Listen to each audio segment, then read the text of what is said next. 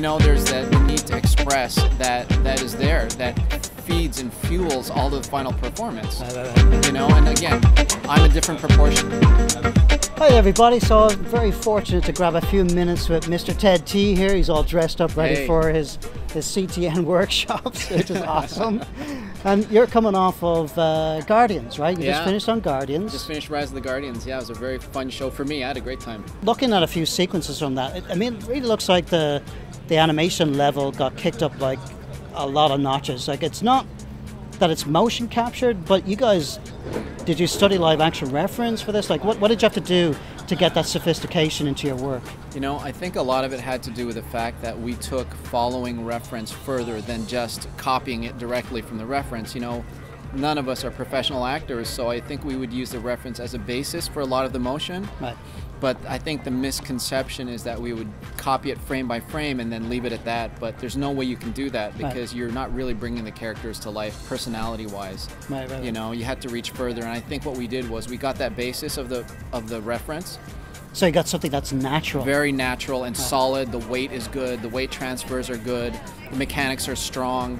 And even if you go off of those mechanics, it's based on something very, very natural and real and true. Yeah. And so it always has weight regardless of what character it is. You know, even Sandy floating around, a lot of that was referenced too, you know, in terms of the acting. But being on Jack Frost, you know, we had a challenge to not make it look rotoscoped, you know, and mocapped. And so Dave Pate, our supervisor, he took it very to heart. And we shot reference repeated times until we got the right feel. And then we went ahead and we proceeded to get the reference down. We would look at it, we'd make sure the mechanics are strong, and then we'd sit down midway through the shot and go, okay, like, this is where we're headed. It feels great. The feeling is there already.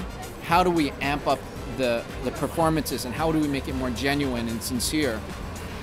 And then we would just fine-tune and fine-tune and fine-tune, and that's really what it was. It was a process of touching a lot of different controls to make sure the expressions were correct and accurate, you know, and there was intent behind every eye blink and every eye dart and every move, you know, that had a thought behind it. I mean, that's the one thing that I noticed, that it feels better than motion capture because you're really fine-tuning it per frame, like to the exact timing that feels right for that character and for that moment and for that initial thought, right? Oh, sure, yeah, of course. Yeah, we would agonize, you know, like, you know, over frames, like half a frame here, a frame there, which direction, a degree here, a degree more. Yeah. And with Jack, we even took a little further. When the camera was at an angle that made him look strange, we would go ahead and, to make him on model, we would make him off model. We'd move cheeks up in the face, we'd change eye angles, we'd pull the cheek in or out, we'd like pull the teeth back and forth to make him look good.